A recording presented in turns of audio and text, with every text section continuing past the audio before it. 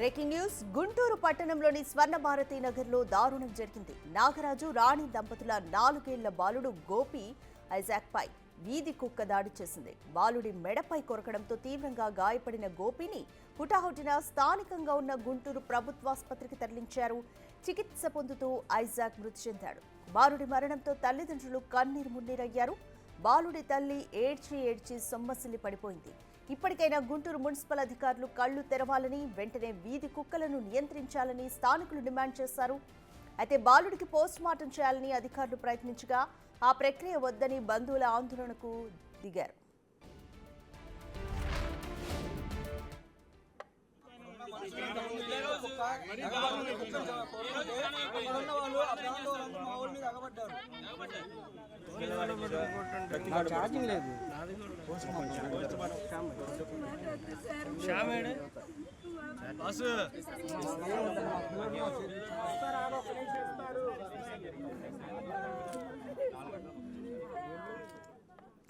వీధి కుక్కల దాడిలో చనిపోయిన ఐజాక్ కుటుంబ సభ్యులను గుంటూరు మున్సిపల్ కమిషనర్ శ్రీనివాసులు పరామర్శించారు.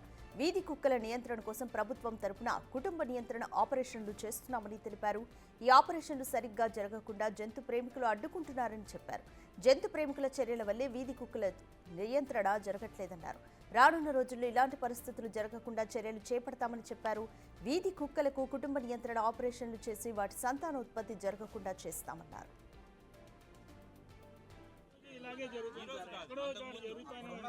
కుక్కలకి సంబంధించినటువంటి పునరుత్పత్తి ఎక్కువగా లేకుండా ఉండడానికి చర్యలు తీసుకుంటున్నాం. గత నుంచి జరుగుతుంది. అది ఈ మధ్యకాలంలో ఈ డాగ్ లవర్స్ పేరు తోటి ఆ ప్రోగ్రామ్కి చాలా ఆబ్స్టకిల్స్ క్రియేట్ చేస్తున్నాయి. చాలా మమ్మల్ని అయితే ఒక విధంగా మానసికంగా చాలా క్షోభం మా డాక్టర్స్ వీటన్నిటిని అధిగమించి వాళ్ళ మీద నిన్నటి రోజు కూడా కేసులు ఫైల్ చేయడం.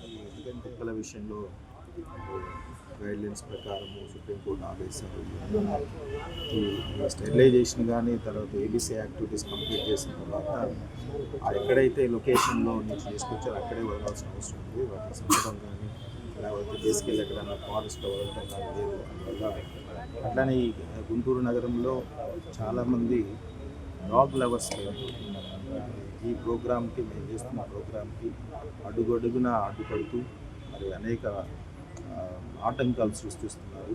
సో వాళ్ళని కూడా రేపు వాళ్ళ విషయంలో కూడా ఇంకా చట్ట ప్రకారం యాక్షన్ తీసుకుంటాం. ఎందుకంటే కోర్టులో కేసులు వేయటం, తర్వాత ఏదైతే ప్రభుత్వం ఐడెంటిఫై చేసే ఏజెన్సీని ఐడెంటిఫై చేసి ఏబీసీ యాక్టివిటీస్ చేయడానికి తీసుకొచ్చారో వాళ్ళ కంప్లైంట్స్ పెట్టి వాళ్ళ లైసెన్స్ రాజుకోవడం అన్నీ చేస్తాం. చిన్నారి మృతిపై మంత్రులు నారాయణ, కందుల దుర్గేష్ విచారం వ్యక్తం చేశారు. ఘటనకు గల కారణాలపై జిల్లా incharge collector Bhargava Teja, GMC కమిషనర్తో నారాయణ ఫోన్లో మాట్లాడారు. మంత్రి ఆదేశాలతో గుంటూరు జీజీహెచ్లో ఉన్న గోపి తల్లిదండ్రులను కమిషనర్ శ్రీనివాసులు పరామర్శించారు.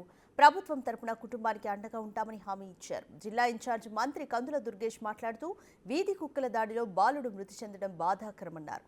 ప్రభుత్వం తరపున బాలుడి కుటుంబానికి అండగా ఉంటామని వెల్లడించారు.